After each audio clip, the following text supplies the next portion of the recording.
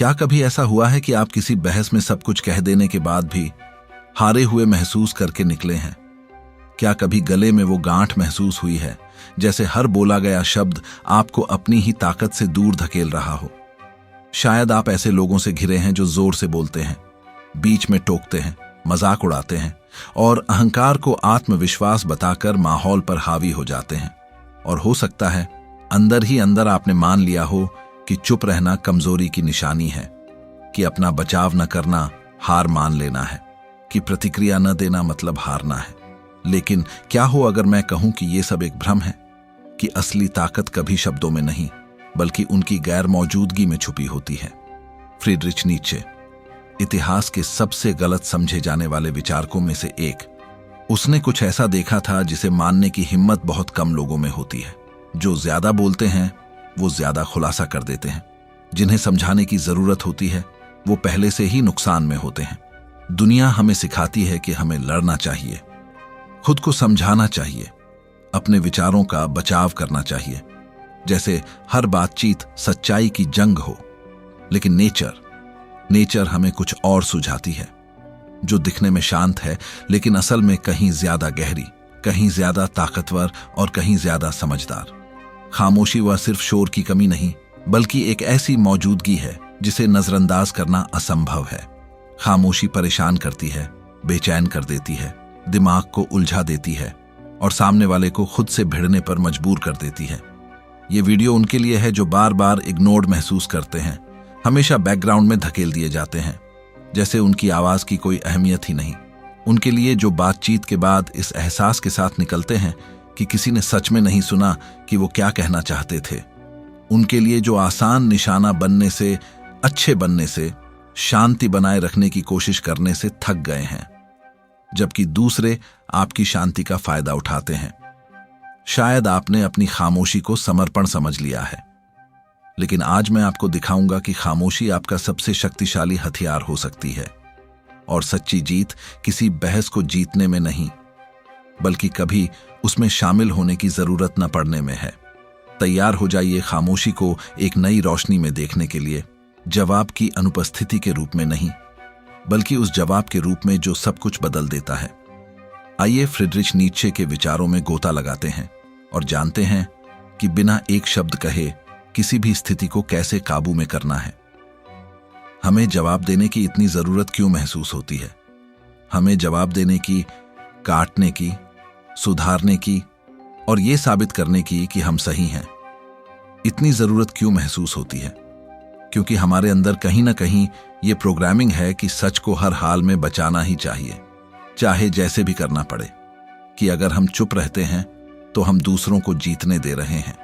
लेकिन फ्रीडरिच नीत्शे ने इसे हमारी सबसे गहरी कमजोरी का लक्षण माना, कमजोर दिखने का डर। और इस डर के पीछे छुपा है अहंकार, एक नाजुक अहंकार जो सवाल उठाए जाने को बर्दाश्त नहीं कर सकता, जो असहमति को हमले से भ्रमित करता है और किसी भी बातचीत को युद्ध भूमि में बदल देता है। फ्रीडरिच नीत्शे ने कहा था कि ज्यादातर लोग बहस करते समय सच्चाई नहीं खोजते, वो शक्ति खोजते हैं। वो अपनी सोच को बार बार साबित करना चाहते हैं, इसलिए नहीं कि उसमें ताकत है बल्कि इसलिए कि अगर वो डगमगा गई तो उनकी पूरी दुनिया गिर जाएगी। इस तरह देखा जाए तो बहस समझदारी का जरिया नहीं बल्कि एक ढाल है, अहंकार की बेताब कोशिश अपनी कहानी पर पकड़ बनाए रखने की। और इसका मतलब क्या है कि जब आप खुद को सही साबित करने के लिए, अपनी बात मनवाने के लिए मजबूर महसूस करते हैं तो आप पहले से ही उनके खेल में शामिल हो चुके हैं और हार चुके हैं। क्योंकि अगर आपको बार बार खुद को जस्टिफाई करने की जरूरत महसूस होती है, जब आपको बार बार अपनी बात साबित करने की जरूरत महसूस होती है, तो ये साफ है कि आप अभी भी दूसरों की अप्रूवल और वैलिडेशन के जाल में फंसे हुए हैं। मतलब कि आप अब भी लोगों की नजरों में सही साबित होने की चाहत में अटके हैं। फ्रीडरिच नीत्शे ने इसे हर्ड मेंटालिटी मतलब झुंड की नैतिकता कहा, यानी वो सोच जहां लोग दूसरों की उम्मीदों के हिसाब से जीते हैं और हर हाल में अच्छे और सही दिखना चाहते हैं। लेकिन स्वीकृति की ये खोज, दूसरों की अप्रूवल की ये दौड़ ही वो चीज है जो आपको कमजोर रखती है।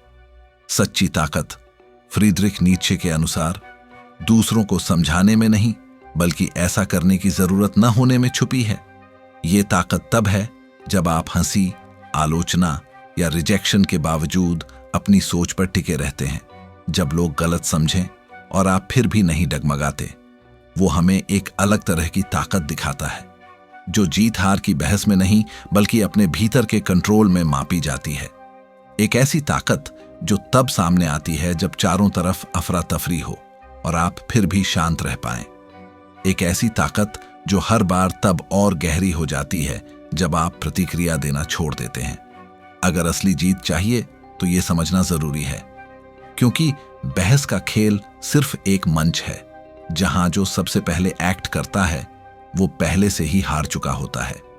फ्रीडरिच नीत्शे जानता था कि एक रिएक्टिव दिमाग हमेशा कैदी होता है, लेकिन जो ऑब्जर्व करता है वो ही खतरनाक है, क्योंकि उसे कुछ साबित करने की जरूरत नहीं होती। लेकिन अगर हमें रिएक्ट नहीं करना तो दूसरों को अपनी ताकत कैसे महसूस कराएं? अगर शब्द भरोसेमंद नहीं तो बिना कुछ कहे दूसरों तक अपनी पावर कैसे पहुंचाई जाए? फ्रीडरिच नीत्शे का जवाब छुपा है यूबरमेंश के विचार में।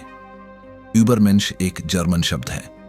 इसका लिटरल मतलब होता है सुपर ह्यूमन या अतिमानव, यानी ऐसा व्यक्ति जो सामान्य मानव सीमाओं से ऊपर उठकर अपनी खुद की नैतिकता, मूल्य और जीवन के नियम खुद बनाता है।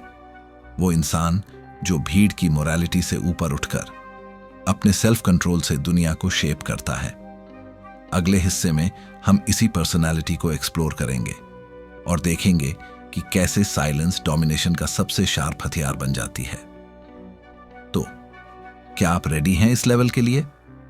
अगर ये बातें आपसे जुड़ रही हैं तो चैनल को सब्सक्राइब कीजिए। आपका सपोर्ट ही मुझे आगे बढ़ाता है। और याद रखिए, फ्रीडरिच नीत्शे ने कभी भी ये शब्द कमजोरों के लिए नहीं लिखे थे।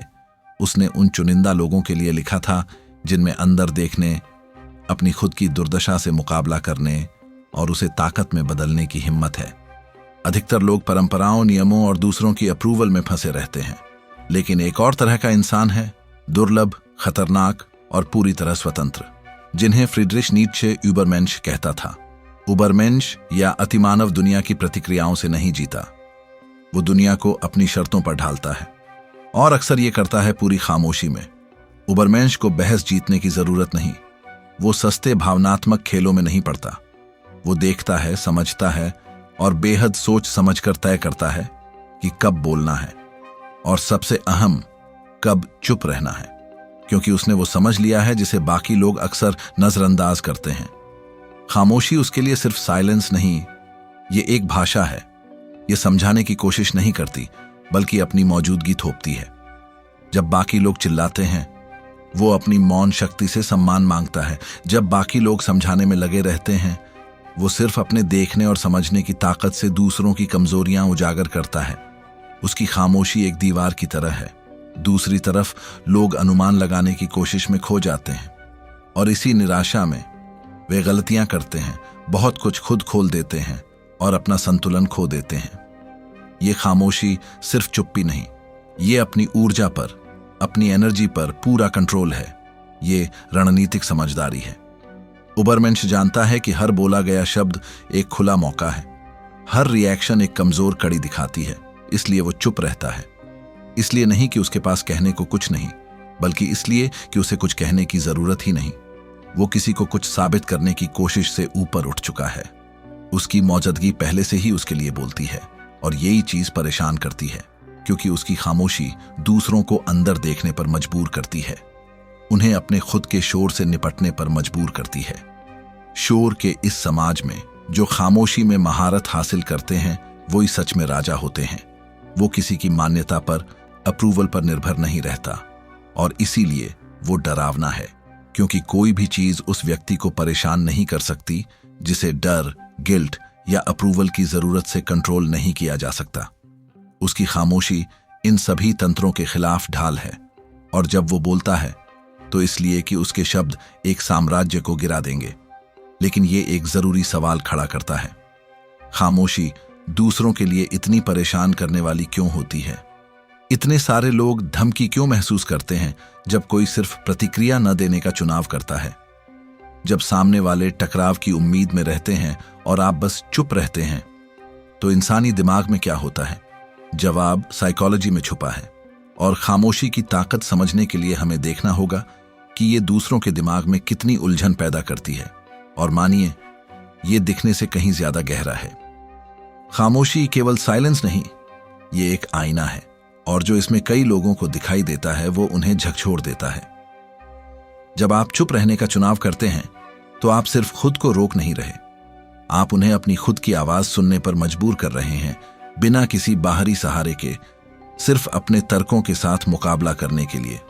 और ये उन्हें हिला देता है, क्योंकि ज्यादातर लोग बोलते हैं सिर्फ दिखाने के लिए, खुद को समझाने के लिए नहीं। वो अपनी सुरक्षा के लिए बोलते हैं, खुद को समझाने के लिए, उस खालीपन को छुपाने के लिए जो उनके कहने और उनके होने के बीच मौजूद है। और जब आप चुप रहते हैं तो उनका नकाब उतर जाता है। सोशल साइकोलॉजी ने पहले से ही दिखाया है कि टकराव की स्थितियों में खामोशी को न्याय के रूप में देखा जाता है। इससे कोई फर्क नहीं पड़ता कि आप सिर्फ सुन रहे हैं, बोलने वाला खुद को उजागर, असुरक्षित महसूस करने लगता है। क्यों? क्योंकि आपकी प्रतिक्रिया के बिना, आपकी रिएक्शन के बिना वो कहानी का कंट्रोल खो देता है। इंसानी दिमाग अलर्ट की स्थिति में चला जाता है। एमिगडाला, डर और चिंता का एरिया, सक्रिय हो जाता है, एक्टिव हो जाता है। दूसरा व्यक्ति अपने खुद के डर को आप पर प्रोजेक्ट करना शुरू कर देता है। क्या वो मेरा न्याय कर रहा है? क्या उसने मेरी असुरक्षा को नोटिस किया? क्या वो जानता है कि मैं ब्लफ कर रहा हूं? और इस मनोवैज्ञानिक युद्धभूमि में खामोशी एक अदृश्य ब्लेड की तरह काम करती है। ये वहां काटती है जहां कोई नहीं देखता, लेकिन सभी महसूस करते हैं। फ्रीडरिच नीत्शे ने इसे आधुनिक मनोविज्ञान के पुष्टि करने से बहुत पहले भांप लिया था।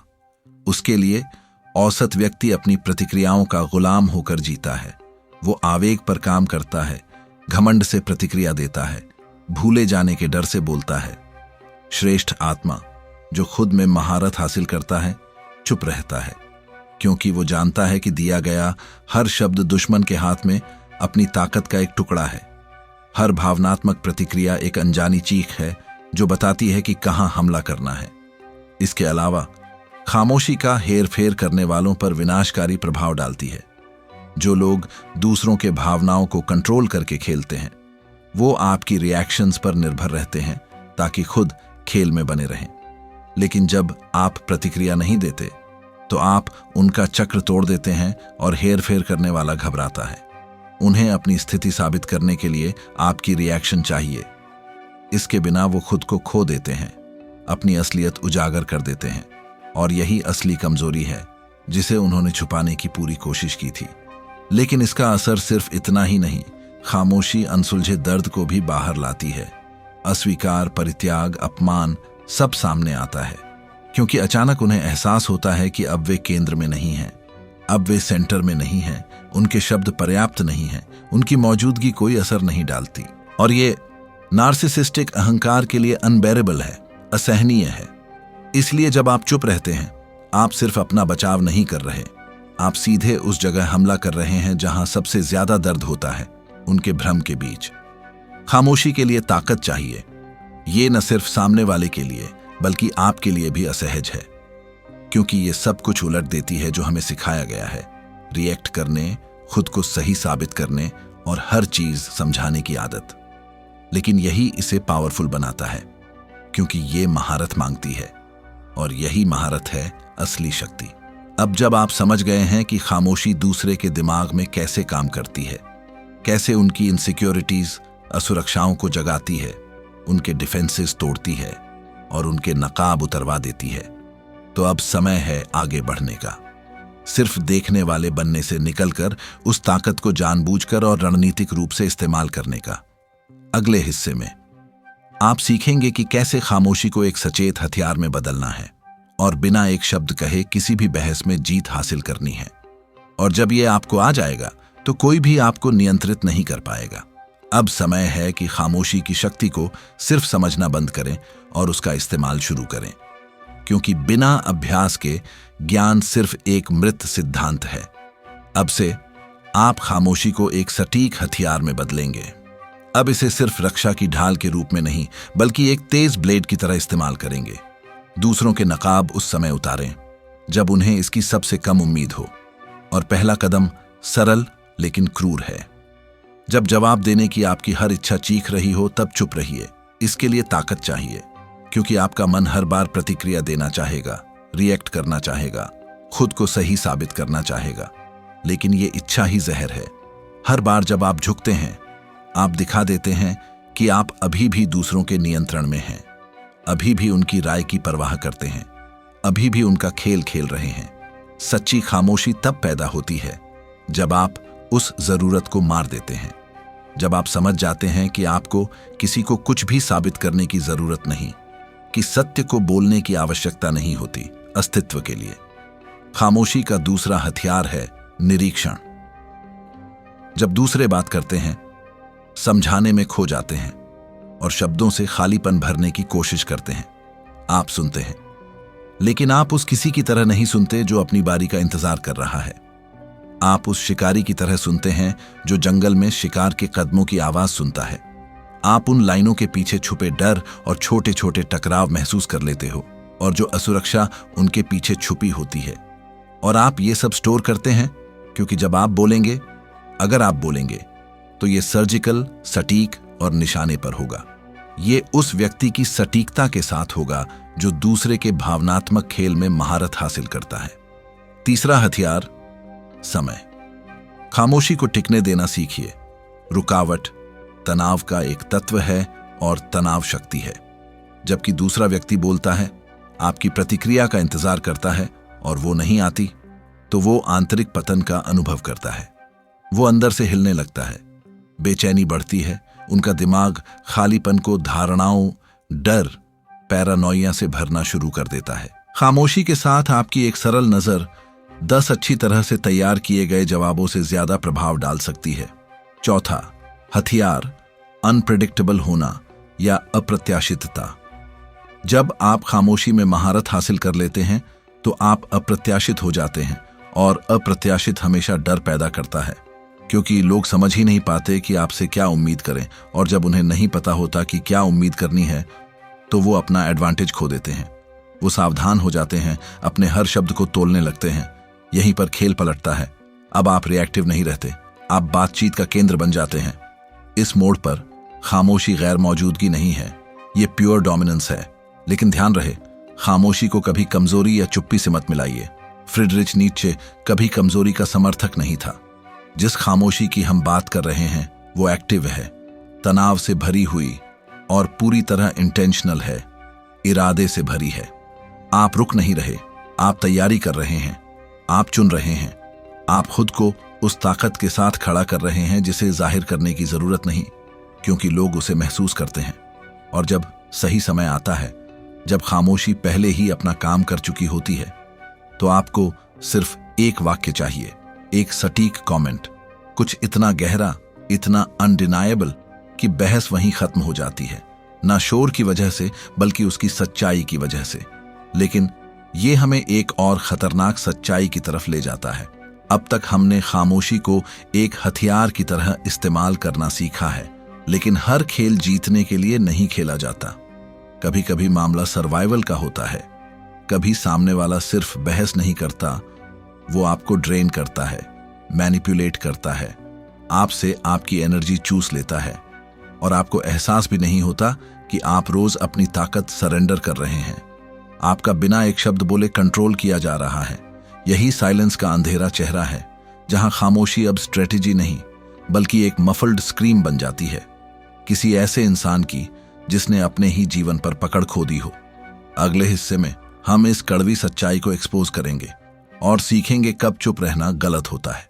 दिखाएंगे कि कब और कैसे आपकी खामोशी को आपके खिलाफ इस्तेमाल किया जा रहा है, और आपको एहसास भी नहीं, क्योंकि जब आप सोच रहे होते हैं कि आप कॉन्फ्लिक्ट से बच रहे हैं, हो सकता है कोई आपकी खामोशी पर अपना साम्राज्य खड़ा कर रहा हो। फ्रीडरिच नीत्शे ने साफ देखा था, जिसे लोग शांति कहते हैं वो अक्सर बस आदत से बनी हुई मजबूरी होती है। ध्यान दीजिए, यहां आपको बताया जाएगा कब आपको चुप नहीं रहना है। अब बात होगी उस चुप्पी की उस शांति की जहां कुछ लोग उसका फायदा उठाते हैं। वो जानते हैं कि आप टकराव से बचेंगे, तो वो अपनी बात थोपते हैं, आपकी जगह पर कब्जा करते हैं और आप चुप रहकर उन्हें करने देते हैं। आप खुद को समझाते हैं, लड़ने से क्या होगा, बेहतर है माहौल खराब मत करो, कोई बड़ी बात नहीं है। लेकिन असली सच्चाई ये है, ऐसी सिचुएशंस में आप हर बार चुप रहकर अपनी ताकत खो रहे हैं। और सबसे बुरी बात, आपको इस्तेमाल किया जा रहा है सिर्फ इसलिए क्योंकि सबको यकीन है कि आप कभी जवाब नहीं देंगे। फ्रीडरिच नीत्शे ने गुलामों की नैतिकता की बात की थी, यानी वो सोच जो कमजोर लोगों ने बनाई ताकि वो मजबूतों के बीच किसी तरह सरवाइव कर सकें। ये वही सोच है जो आपको गिल्ट से, मजबूरी से और अच्छा बनने की आदत से जीना सिखाती है, जहां खुद को दबाना, छोटा करना, हर बार कॉम्प्रोमाइज करना और फिर भी खुद को पुण्यवान समझना ही नियम बन जाता है। लेकिन फ्रीडरिच नीत्शे ने ऐसे लोगों के लिए नहीं लिखा था जो हमेशा झुक जाते हैं। उसने लिखा था उनके लिए जो इन जंजीरों को तोड़ने की हिम्मत रखते हैं, जो समझ जाते हैं कि उनका इस्तेमाल हो रहा है और फैसला करते हैं कि अब और इस खेल का हिस्सा नहीं बनेंगे। क्योंकि जब आप उस चुप्पी को स्वीकार करते हैं जो आपको अंदर से खा रही है, तो आप बिना जाने ही अपनी ताकत सौंप रहे होते हैं। धीरे धीरे आप दूसरों की उम्मीदों से ढल जाते हैं। अब आप असली आप नहीं रहते, आप वही बन जाते हैं जो लोग आपसे चाहते हैं। और ये फ्रीडरिच नीत्शे के विल टू पावर यानी शक्ति की इच्छा के बिल्कुल खिलाफ है। क्योंकि असली शक्ति का मतलब चिल्लाना नहीं है, दूसरों पर हावी होना नहीं है। असली शक्ति का मतलब है खुद पर महारत। ये अपनी कहानी पर फिर से कंट्रोल लेना है, ये चुप रहना है, डर से नहीं बल्कि इसलिए कि आपको किसी को कुछ साबित करने की जरूरत नहीं। वो खामोशी जो हार मानने से आती है मरनी चाहिए। उसकी जगह चाहिए एक नई खामोशी, मौजूदगी की खामोशी। वो खामोशी जो झुकती नहीं, जो इंसल्ट को बर्दाश्त नहीं करती, जो अपने अस्तित्व के लिए माफी नहीं मांगती। वो खामोशी जो केओस के बीच सीधी खड़ी रहती है और बिना एक शब्द कहे माहौल की दिशा बदल देती है। ये वही साइलेंस है जिसका फ्रीडरिच नीत्शे सम्मान करता, खुद पर पूरी तरह मालिक इंसान की खामोशी। लेकिन सवाल यह है, इस लेवल तक पहुंचना कैसे? कैसे मैनिपुलेशन का शिकार बनने से निकलकर अपनी प्रेजेंस के मालिक बना जाए? कैसे अपने अंदर की झुंड वाली सोच को खत्म करके एक नए इंसान के रूप में जन्म लिया जाए? एक ऐसा इंसान जिसकी खामोशी ही अथॉरिटी बन जाए? इसका जवाब फ्रीडरिच नीत्शे के सबसे बड़े आइडिया में छुपा है, यूबरमेंश। हमने पहले इसका जिक्र किया था। अब वक्त है यह समझने का, कैसे बनना है। क्योंकि दुनिया को और बोलने वालों की जरूरत नहीं, दुनिया को उन लोगों की जरूरत है जो खामोशी पर काबू पा चुके हैं और उससे शासन करते हैं। हम आखिरी मुकाम पर पहुंच गए हैं। अब मुझे आपको एक बात बिल्कुल साफ कहनी है, खामोशी का मतलब सिर्फ आवाज का न होना नहीं है, ये खालीपन नहीं है, ये सिर्फ वाक्यों के बीच की जगह नहीं है। सच्ची खामोशी मौजूदगी है, ये मास्टरी है, ये इस बात का संकेत है कि आप अब दुनिया पर रिएक्ट नहीं कर रहे, बल्कि आप अपनी प्रेजेंस से दुनिया को शेप कर रहे हैं।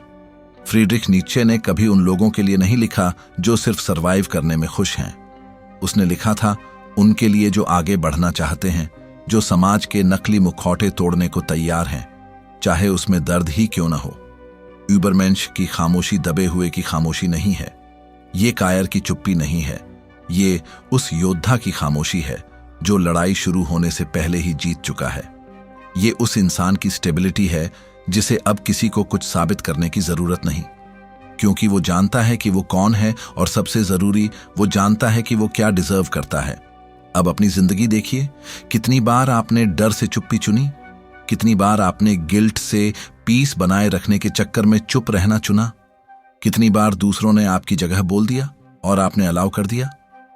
फ्रीडरिच नीत्शे कहता, इस तरह जीना आपकी एग्जिस्टेंस के लिए इंसल्ट है, इस तरह की चुप्पी को एक्सेप्ट करना खुद के साथ बिट्रेयल है। आज से आपकी खामोशी बदलनी होगी। अब ये भागने का तरीका नहीं होगी, ये आपकी अदृश्य चीख होगी, आपकी बाउंड्री, आपका क्लियर सिग्नल कि आप कौन हैं। और याद रखिए, आप कौन हैं ये एक्सप्लेन करने की चीज नहीं है, ये जीने की चीज है और इसके लिए साहस चाहिए। तो सवाल है, क्या आप में वो साहस है? अगर हां, तो नीचे कमेंट में लिखिए, मैं वो खामोशी चुनता हूं जो सम्मान की मांग करती है। ये सिर्फ मुझे बताने के लिए नहीं कि आप यहां तक पहुंचे, ये आपके लिए है, ताकि आप पब्लिक में अपनी कमिटमेंट को कंफर्म कर सकें, क्योंकि शब्दों में पावर होती है, तब भी जब वो खामोशी के बारे में हो। और यहां मत रुकिए, अगला वीडियो जरूरी है। ये आपके माइंड को और गहराई तक ले जाएगा। इसे मेरे लिए नहीं देखिए, बल्कि इसलिए कि आप आगे जाने के हकदार हैं। और याद रखिए, कमजोर चिल्लाते हैं, मजबूत चुप रहते हैं, बुद्धिमान चुनते हैं कि कब बोलना है।